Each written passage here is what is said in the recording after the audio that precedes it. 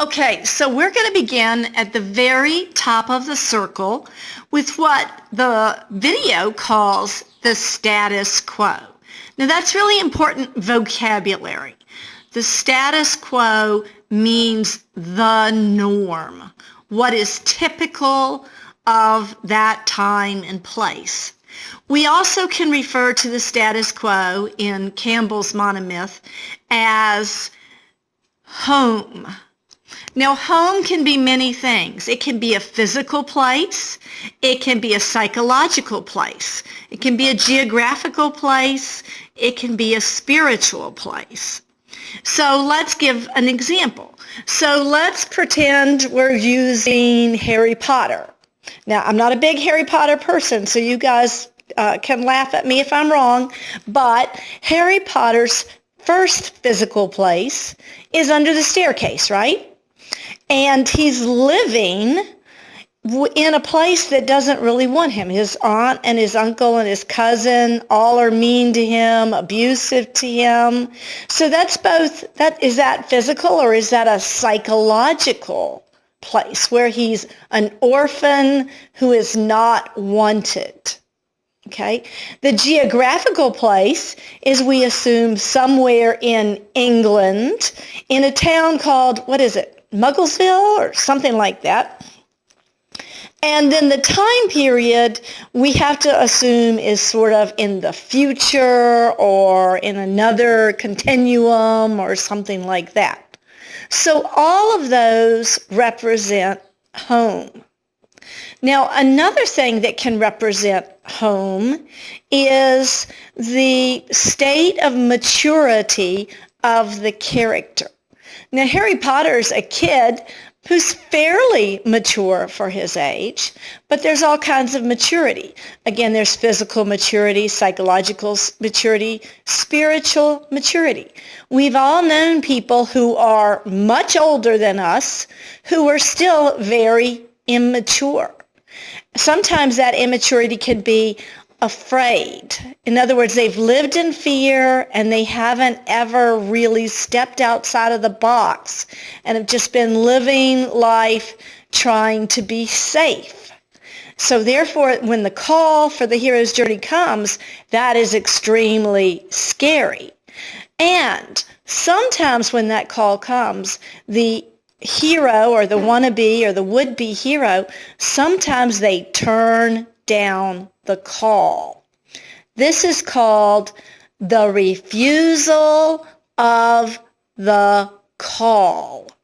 So let's talk about an example. Let's take Finding Nemo. So home in this story, if we're going to use Marlin as the one on the hero's journey, and you could also use Nemo, but let's take Marlin as the one having his hero's journey. Marlin's home is what? It's in the anemone, and he has lost his beloved wife and 399 of his precious offspring. And the only one who survived is Nemo. So his physical place is in an anemone in the ocean somewhere, and his psychological state is extremely fearful, loves his son, wants to keep him safe. Okay? So when the call comes, and we'll talk about the call in a minute, when the call comes and Nemo first wants to go out and be a big fish, well, his dad doesn't want him to, right? Because he doesn't want to let his kid grow up. But then once Nemo is taken off by the boat, Marlin has to accept the call to go save Nemo. But he's extremely scared. So that's where we're going to stop for just a second, and we're going to talk about particularly home. What are home, or what is home in some of your movies? Some of the ideas that you have for a movie. Let's talk about home. Remember keywords: status quo, safety and security, levels of maturity. Physical space, geographical space, psychological space, spiritual space. Okay? Let's go for that.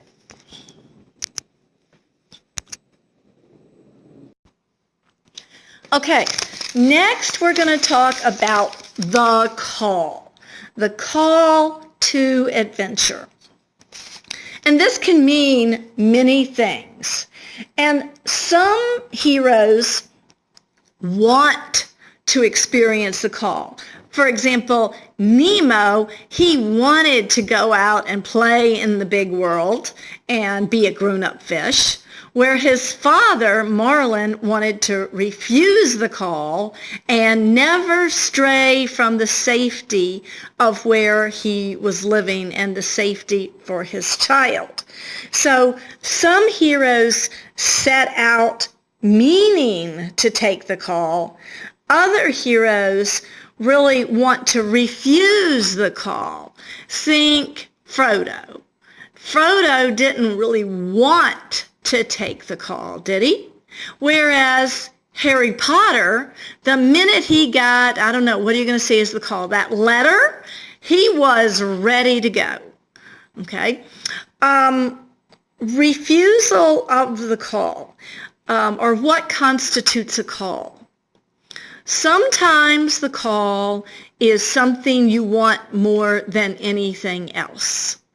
And call comes to us at many times of our life in many different stages. So when you're 14, maybe your call is get a driver's license, get a car, go out and, be separate from my parents, drive myself around and have some freedom.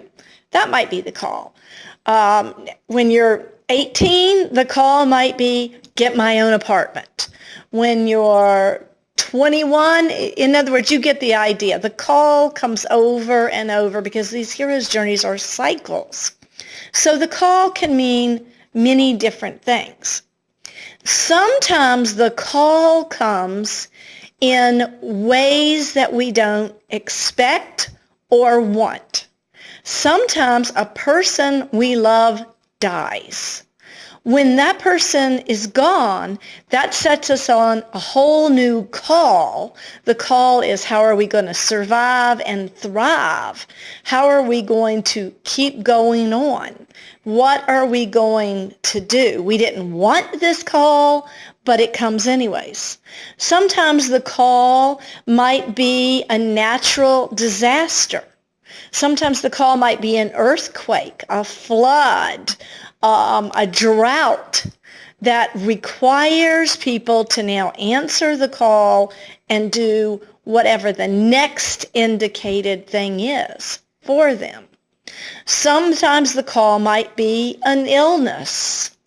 The call could be an economic situation. You lose your job.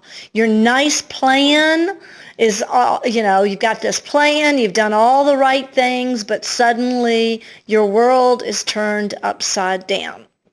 Now, Joseph Campbell and a lot of the metaphysical teachings is going to say that inwardly your psyche needs this call. For example, sometimes things happen that we think are the worst things and they turn out to be the best things. Sometimes we need to be kicked in the butt to leave the safety and security that we have been enjoying to go out and grow, mature, any of those things. And this is more for your own personal, whatever you think about this is fine. So if some people think, God does for us what we can't do for ourselves, meaning that he sets up a situation which we are challenged by. That's totally up to you and your thinking. But these are all types of calls to adventure. Many of us refuse our call, and then something else happens that we have to take it. Or many of us jump up and say, Yahoo, finally the call, and I'm on my way. All right, let's think about the call, and let's also think about the refusal of the call.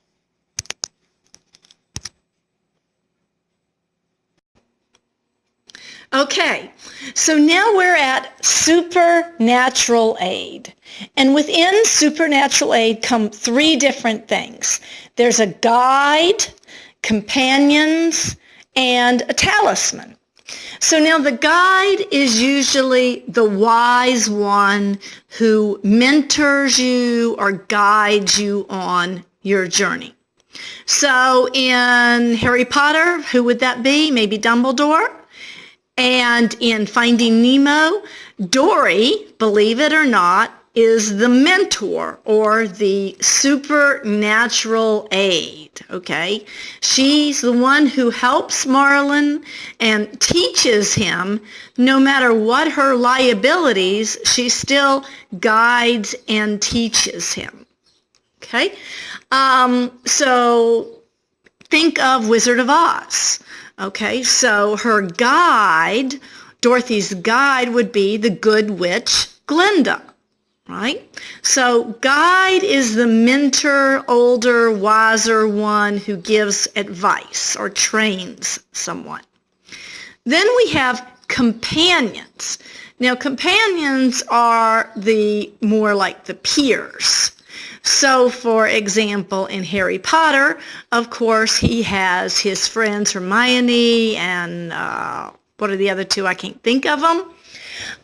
In Wizard of Oz, she has the Scarecrow, the Cowardly Lion, and the Tin Man. And, now get this, lots of different movies and books have something called a furry companion. So, of course, in Wizard of Oz, you've got Toto. In Harry Potter, you've got, who's the big hairy guy that's a friend that comes and picks him up on the motorcycle? I can't remember. But he's sort of the hairy, fuzzy companion as well as a helper. So you've got lots of different companions generally. The last thing is the talisman. Now, believe it or not, I bet that most of you have a talisman, whether you can think of it or not. The talisman is something like a good luck charm. It could also be something special that marks you, something given to you, something that shows you are different or special. So, of course, in Harry Potter, what are you going to say are his talismans? There might be two or three different ones. Not sure what you're going to think. The owl. Would the owl be a furry companion? Or is the owl a talisman? I'm not sure. You think about that. In Wizard of Oz, of course, the ruby slippers are her talisman. In Harry Potter, he also has a special mark that marks him, or the mark on his forehead. In Nemo, he's got the lucky fin. Okay, all of these would be special things to the hero that help them in one way or another along the way. So now think about your movie or various movies and think of who are the companions, the guides. Is there a furry companion? What about a talisman?